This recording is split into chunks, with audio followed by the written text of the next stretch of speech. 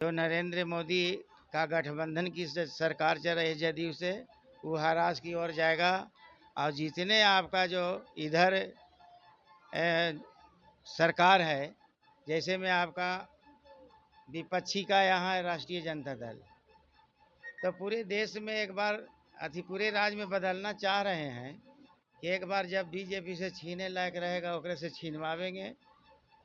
और जनता का मूवमेंट पूरे बिहार में बना हुआ है कि अबरी ललटेन को दिया जाएगा। इसलिए 52% के जो ओबीसी हैं वे शूद्र में आते हैं और यहाँ के सवर्ण जाति के लोग लग रहा है कि उधर लालू जी चलाए, इधर नीतीश जी चला रहे हैं। ये आपका शूद्रों की सरकार लगभग 35 वर्ष से बिहार में चल रही है और अभी हरास होगा तो फिर लालू जी के बनेगा। इसलिए जो विदेशी यहाँ के रहने वाले हैं जिनका डीएनए नहीं मिलता है, जो 3.5% के जो ब्राह्मण हैं उस सत्ता बिहार में काबिज करना चाहते हैं। लेकिन मैं कह देना चाहूँगा कि जनता का जो मानसिकता है, जहाँ बुद्ध की धरती है बिहार में, वो कभी आपका सवर्ण जाति का यहाँ सरकार ने बिना आरक्षित सीट से आज तक चुनाव जीते हैं। इसलिए जनता भड़क चुकी है। और जो मांझी समाज के पूरे लोग हैं इमामगंज विधानसभा में, अब पढ़ लिख गए हैं बेटे बेटियां, उन लोग भी सोचते हैं कि हमारा खाली जीतन मांझी जात के नाम पर वोट देते हैं, इन्होंने से जोरन पड़ जाता है। इमामगंज विधानसभा की युवाओं ने ठाना है कि इमामगंज विधानसभा में लोकल उम्मीदवार को लाना है और जात पात को दूर भगाना है, विकास की बात करना है। तो विकास वक्त मेरी मौजूदगी इमामगंज में है। इमामगंज के जनता का क्या राय है, मैं इन जनता से जरा पूछना चाहता हूँ। जी, आपका क्या नाम हुआ सर? मेरा नाम स्वर्गीय वीरेंद्र कुमार अर्जक है। अनवरत में अम्बेडकरवाद और संविधान के बात को लेकर के क्षेत्रों में घूमते रहता हूँ। और 2025 के जो बिहार विधानसभा का चुनाव है उसमें भी देख रहे हैं कि अबरी जो नरेंद्र मोदी का गठबंधन की सरकार चल रही है जदयू से, वो हरास की ओर जाएगा। और जितने आपका जो इधर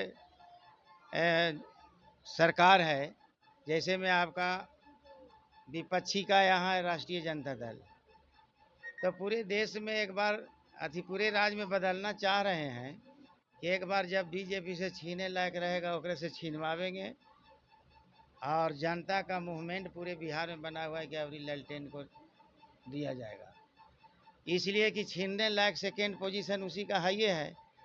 और इसके बाद जो मिशनरी पार्टी है जहाँ तहाँ तो दाव मिलेगा तो जाएगा। लेकिन अभी मिशन वाले लोग भी सोच रहे हैं कि राजद को वोट ज़्यादा से ज़्यादा करके और 2025 का विधानसभा में दें, ऐसी जनताओं में चर्चा होती है और जनता को मंतव्य लिया जाता है, तो ऐसा जनता बोलती भी है।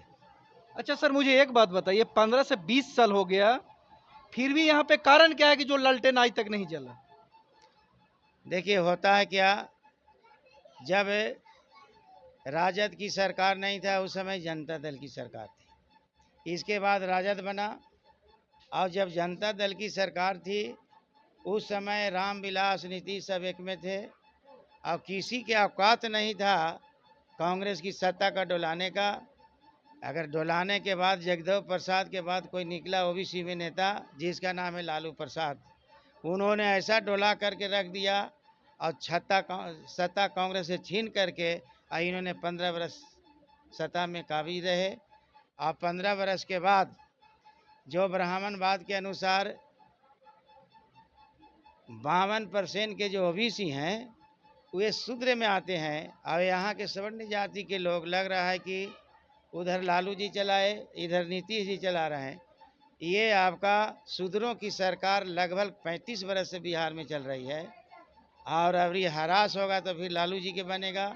इसलिए जो विदेशी यहाँ के रहने वाले हैं जिनका डीएनए नहीं मिलता है, जो 3.5% के जो ब्राह्मण हैं उस सत्ता बिहार में काबिज करना चाहते हैं।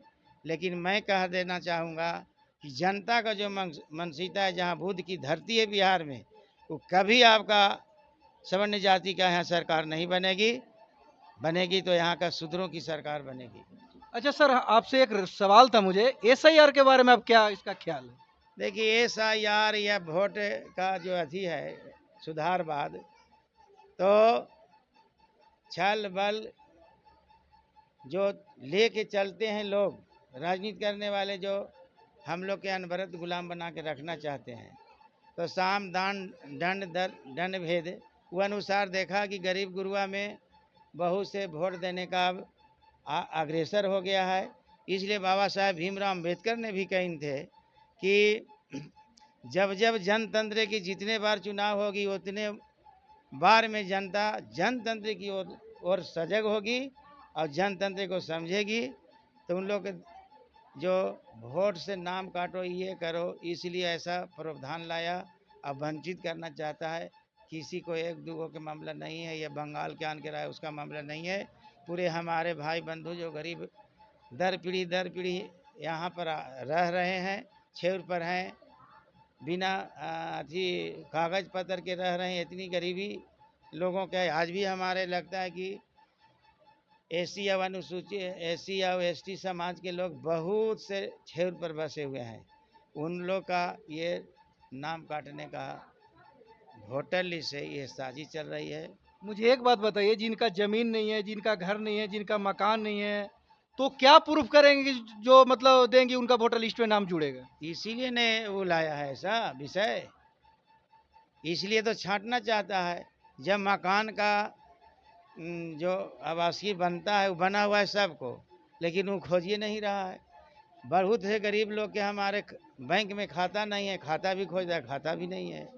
दूसरा है कि जब आधार कार्ड से सारा चीज़ काम होता है, तो आधार कार्ड करीब करीब सब ए टू जेड आदमी का है, लेकिन उसका उसमें प्रावधान नहीं लाया था। लेकिन राजद ने पूरे बिहार में आंदोलन किया, तो धीरे धीरे जो ऐसा सोच रहे थे उनका में थोड़ा बदलाव हुआ है। कब? जब आंदोलन किया तब। इसलिए राजद ने भी इसको विरोध किया, धरना किया, भारत को बंद रखा या बिहार को बंद रखा। तो कुछ तो आसान किया है। आप माई बहन की योजना जो तेजस्वी यादव जो बोल रहे हैं कि हमारे सरकार बनेगा तो हम सभी माता बहनों को 2500 रुपया देंगे, इस पर आपका क्या कहना है? देखिए, जब नीतीश और लालू जी के गठबंधन था तो लालू जी ने कहे थे कि 10,000 टीचरों की बहाली करेंगे। तो 10,000 टीचर की बहाली हुई थी कि नहीं हुई थी?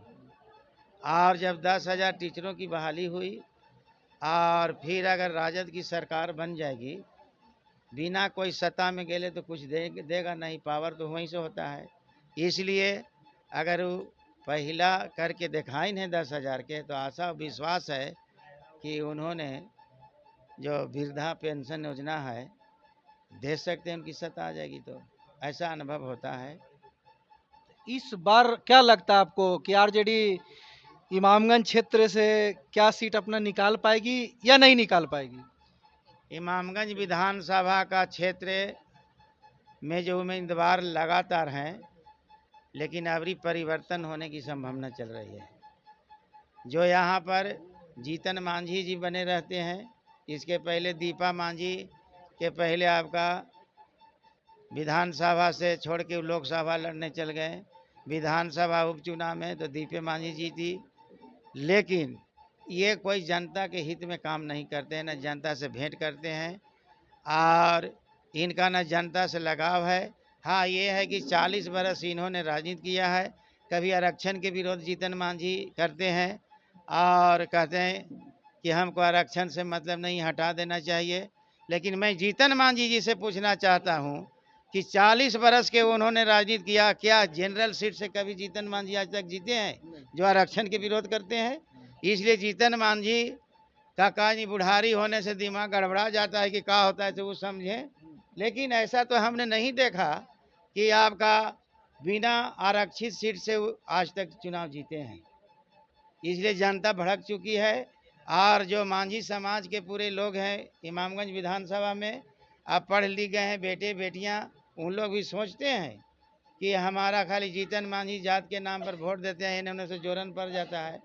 तो मांझी समाज का वोट दूध इंतजाम कर लेते थे और जोरन पड़ जाता था, जीत जाते थे। लेकिन अबरी जो 25 का विधानसभा का चुनाव हुआ है, तो हमारे नए बच के जो मांझी समाज के लोग पढ़े लिखे बच्चे हैं, अम्बेडकर बाद का उनमें ब्रेन वाश हो रहा है, वैसे वैसे जात से ऊपर उठ कर के वोट देने के भी सोच रहे हैं मांझी समाज के।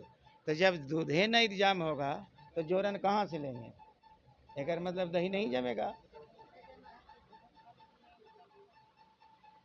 चलिए, अभी हम इमामगंज क्षेत्र में थे, हमारे साथ में थे आपका नाम स्वर्गीय वीरेंद्र रजक जी थे। वीरेंद्र कुमार Sorry. अर्जक। अच्छा, स्वर्गीय क्यों लगाते? अच्छा, इमामगंज क्षेत्र में हमारे साथ में सर्वेश जी हैं। सर्वेश जी, अब किस मुद्दा पर वोट करिएगा और किसको करना है? सबसे पहले मैं आपको चैनल को धन्यवाद देता हूं जो 15 अगस्त के शुभ अवसर पर आप आए और हम लोग के बीच हम लोग को राय जो हम लोग के बीच जो अभी चुनाव आने वाला है इमामगंज विधानसभा में, उस पर हम लोग के बीच आप उस पर राय लेने का लिए आए, इसलिए मैं आपको आपके चैनल को मैं धन्यवाद करता हूं। किस मुद्दा पर वोट करना है? देखिए, हम लोग इस मुद्दे पर वोट करेंगे जो विकास की बात करो, जो जातिवाद नहीं हो, जो विकास की बात करो, जो सबको लेकर चले। तो कोई भी नेता यहाँ तो जातिवाद चल रहा है कि जाति और वोट मिल रहा है, तब कैसे बोल रहे हैं कि जातिवाद नहीं है? नहीं नहीं, जातिवाद नहीं। हम लोग इमामगंज विधानसभा की युवाओं ने ठाना है कि इमामगंज विधानसभा में लोकल उम्मीदवार को लाना है और जात पात को दूर भगाना है, विकास की बात करना है। तो विकास तो सब कोई नेता कर रहा है, तो किस पर आप भरोसा करके वोट दीजिएगा? विकास नहीं कर रहा है कोई, जैसे कि लगातार मांझी जी का सरकार यहाँ बन रहा है, हम पार्टी का सरकार बन रहा है, तो लगातार विकास नहीं हो रहा है। विकास सिर्फ विकास की बात हो रहा है, पूर्ण रूप से विकास नजर नहीं आ रहा है। तो मांझी जी तो 15 साल से हैं, तो कैसे विकास नहीं हो रहा है बताइए? वो तो देख रहे हैं, हम भी उनका एक वीडियो देखा था, कहीं पुल बनवाए हैं, आप बोल रहे हैं कि विकास नहीं है, तो कैसे हम माने? देखिए, विकास विकास हम तब मानते हैं जब मांझी जी हैं, मांझी जी का भी मांझी जी का हो गए, मांझी जी का पोता पोती हो गए हैं, उन लोग प्राइवेट स्कूल में पढ़ रहे हैं। अगर पूर्ण रूप से विकास होता, पूर्ण रूप से सरकारी स्कूल में पूर्ण रूप से विकास होता और पूर्ण रूप से सरकारी स्कूल में 1 नंबर का पढ़ाई होता, तो अभी जीताराम मांझी का पोता पोती लोग प्राइवेट स्कूल में पढ़ने नहीं जाते, उन लोग भी सरकारी स्कूल में पढ़ते। लेकिन पूर्ण रूप से उन लोग के मन में उन लोग का खोट है कि हम लोग का पोता पोती अगर सरकारी स्कूल में पढ़ेगा तो उन लोग भी एक हमको तरह अच्छा आदमी नहीं बन पाएगा, इस कारण से उन लोग प्राइवेट स्कूल में पढ़ाते हैं। तो वोट तो आप ही लोग ना करते हैं? वोट हम लोग नहीं करते हैं, वोट लोग दिए हैं उन लोग जो जात पात का नाम पर दिए हैं, धर्म के नाम पर दिए हैं, जो उन लोग वोट दिए हैं। और उन लोग आज ये जो इमामगंज विधानसभा में हो रहा है, जो इमामगंज विधानसभा डुमारिया और मैगरा में हो रहा है, वो उन लोग नजर आ रहा है, उन लोग भोग भी रहे हैं। तो इमामगंज विधानसभा में सबसे ज्यादा किनका जनसंख्या, ये बताइए? देखिए, इमामगंज विधानसभा में सबसे ज़्यादा तो जनसंख्या अति पिछड़ा का है, जो एससी में हो गए उनका है। लेकिन फिर भी उन लोग पढ़ाई लिखाई के कारण और जातिवाद के कारण और वो दारू शिकार और पैसा के लोभी के कारण उन लोग बिक जाते हैं, और उन लोग एक सही नेता, एक अपना विकास के लिए एक सही नेता और एक ईमानदार नेता को नहीं चुन पाते हैं। यही कारण है कि आज इमामगंज विधानसभा पीछे पीछे जा रहा है और पीछे है। तभी आपको प्रेजेंट में जो ईमानदार नेता हो, वो कौन अभी ईमानदार नेता है, ये बताइए?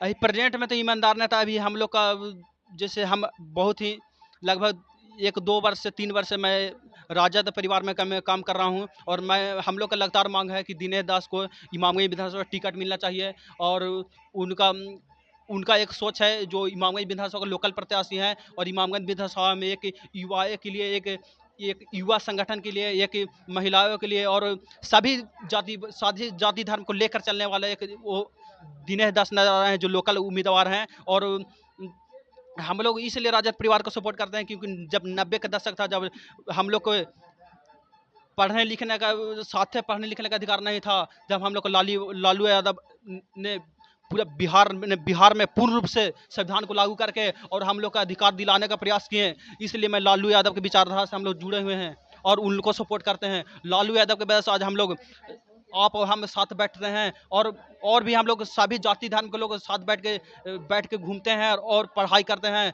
और किसी भी हो सामाजिक से हम लोग उन लोग सभी से हम लोग दूर हैं। और हम लोग साथ अत्याचार लालू यादव के वजह से हम लोग के समाज में अत्याचार कम हुआ है।